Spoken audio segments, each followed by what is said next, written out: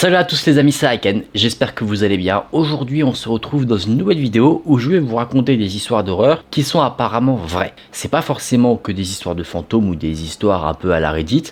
Je les ai pas trouvées sur Reddit et je sais pas si elles viennent de Reddit ou d'un autre site. Ce sont en tout cas des histoires qui ont été partagées par des personnes comme vous et moi. C'est pas des histoires qui ont été écrites de manière fictive. Il y a des personnes, des utilisateurs qui ont partagé leur expérience traumatisante et ils ne savent pas forcément expliquer ce qui s'est passé parce que, eh bien, le mystère fait partie entièrement de ces histoires. J'espère que la vidéo vous plaira, si c'est le cas n'hésitez pas à la liker et à vous abonner à la chaîne. Et on est parti pour se plonger dans ces histoires vraies terrifiantes. Notre ancienne maison était dans un coin, et au lieu d'une arrière-cour, il y avait une cour latérale, avec une petite terrasse qui s'enroulait autour de l'arrière. La salle à manger avait des portes-fenêtres qui menaient à l'arrière et nous avions un barbecue et d'autres choses derrière. Quand j'avais environ 14 ans, nous n'avions qu'un ordinateur de bureau et un ordinateur portable pour toute la famille. Mon frère et moi on se battait pour avoir l'ordinateur de bureau.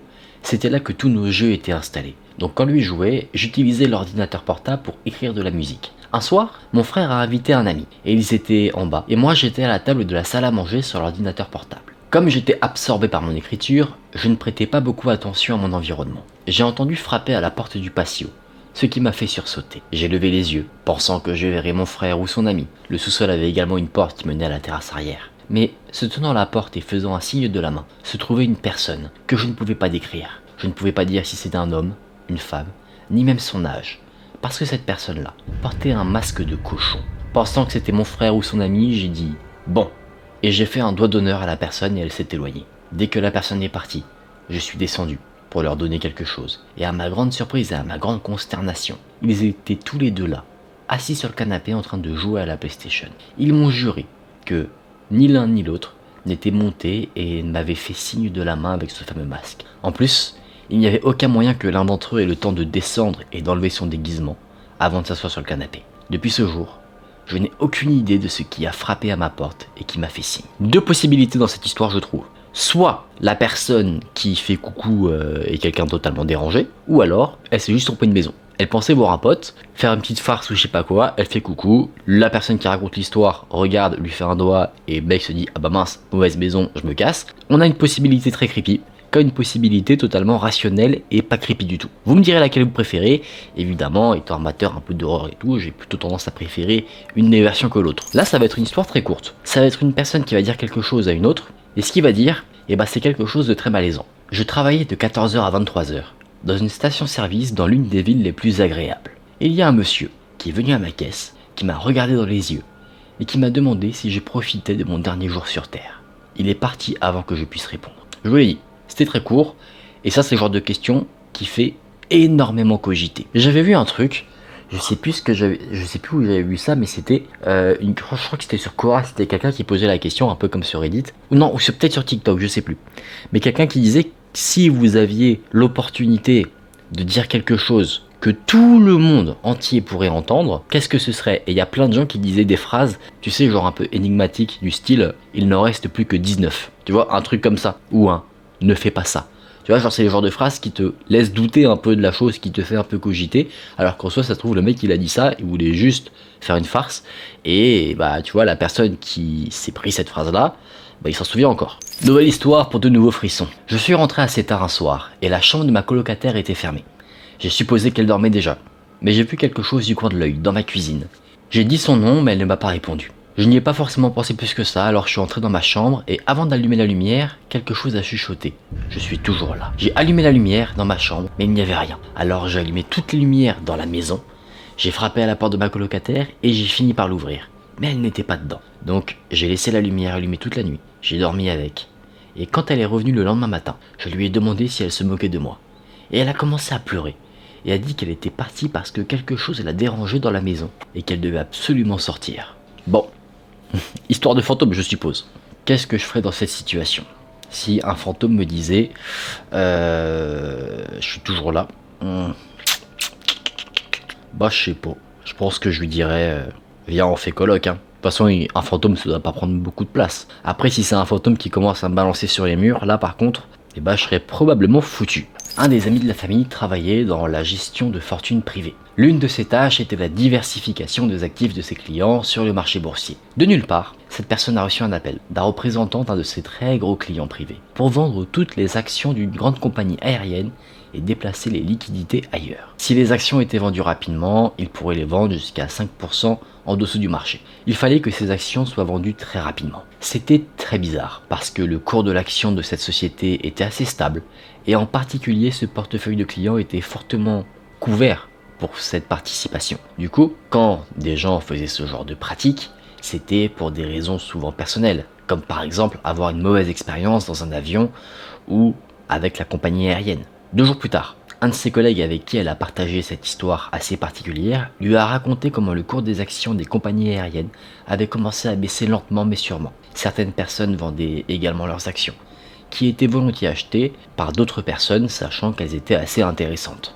Mais ce qui était très étrange, c'est que le lendemain de la vente de ces actions ont eu lieu les événements du 11 septembre 2001. Pendant plus d'une semaine, la bourse a été clôturée. Cette histoire est particulière. En gros, bon, l'histoire, vous l'avez comprise un peu de base, mais le truc qui est un peu bizarre dans cette histoire, c'est comme si la personne qui a demandé à ce qu'on vende ses actions savait ce qui allait se passer. Donc est-ce que on peut supposer qu'elle savait ce qui allait se passer parce qu'elle faisait partie, entre guillemets, de quelque chose de plus gros, qui pouvait prévoir ce genre de choses, ou parce que c'est quelqu'un qui a des dons de voyance et qui avait prévu le truc? C'est mystérieux. Je vous avais dit qu'il allait y avoir pas mal de mystères dans ces histoires, et bah là on est servi. C'est assez chaud. Est-ce que ça peut être aussi une coïncidence, et qu'en fait la personne qui a dit vendre mes actions des compagnies aériennes, bah en fait elle venait juste d'avoir une mauvaise expérience et du coup elle a décidé de faire ça. C'est possible. Je suis allé camper seul dans le Maine. Une nuit je me suis réveillé à 3h du matin. Je n'arrivais plus à m'endormir donc je suis resté allongé, là, à écouter les bois.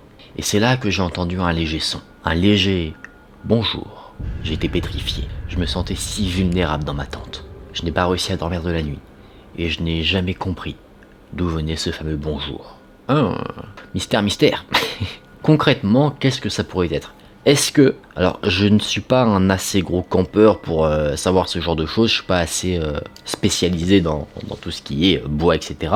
Mais est-ce que le bruit du vent dans les arbres peut parfois produire des sons qu'on associe à des sons qu'on connaît? Par exemple, est-ce que c'est possible dans ce cas-là que, par exemple, le vent qui passe au travers des arbres puisse faire un son qu'on associe à un bonjour? Je sais pas. Ou sinon, c'est peut-être quelqu'un qui était derrière la tente et qui disait bonjour. Elle attendait que la personne dans la tente sorte pour la slash. J'ai tué personne, mais j'ai craché.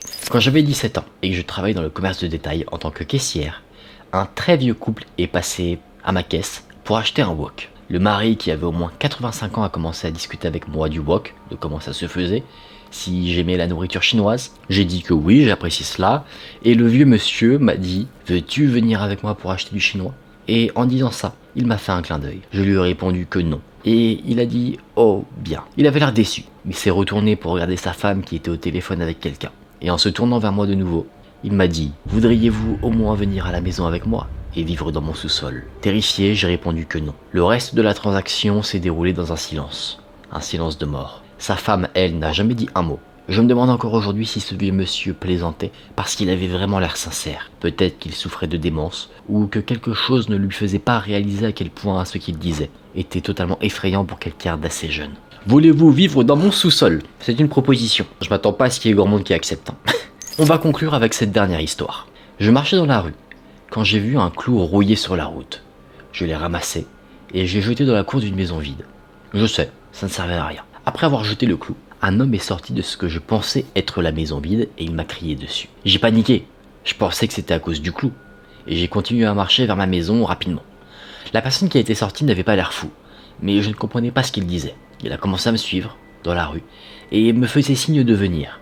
Mais mon instinct, étrangement, me disait de ne pas rejoindre cet homme et de continuer à marcher. Je suis rentré chez moi, et de chez moi, je voyais la fameuse maison vide où j'avais jeté le clou. Cette maison était maintenant entourée de policiers. À ce stade-là, je pensais que c'était toujours à cause du clou, que la personne avait appelé la police, mais au bout d'un moment, la situation a dégénéré et des hommes en tenue complète, c'est-à-dire des hommes en tenue d'intervention, se sont présentés à cette maison. J'ai découvert plus tard que cette maison était effectivement vide, j'avais bien raison à ce sujet, et que les hommes à l'intérieur étaient des criminels connus et recherchés, et que j'ai failli finir en otage. Si jamais j'étais retourné voir cet homme, qui sait ce qui aurait pu m'arriver. Toujours faire confiance à son instinct.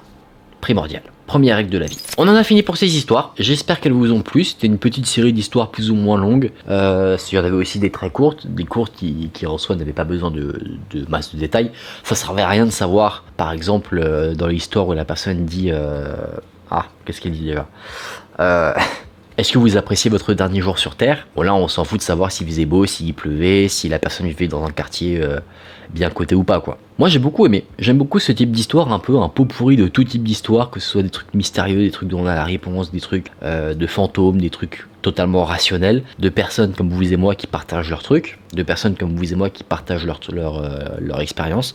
Ça fait partie des formats que j'aime beaucoup. Parce que en plus, vu que c'est pas forcément des histoires super longues, où il n'y a pas forcément le maximum de contexte, je trouve qu'on peut en aborder plusieurs, et du coup on voit plein de choses différentes, et c'est ça qui est très intéressant, je trouve, dans ce type d'histoire. J'espère que vous avez passé un bon moment devant cette vidéo, moi j'ai kiffé, c'était un plaisir de partager ces histoires avec vous. Si vous avez apprécié le contenu, n'hésitez pas à liker la vidéo et à vous abonner à la chaîne, et on se dit à très vite pour de nouvelles histoires, pour une prochaine vidéo. Prenez soin de vous, c'était Aken, salut.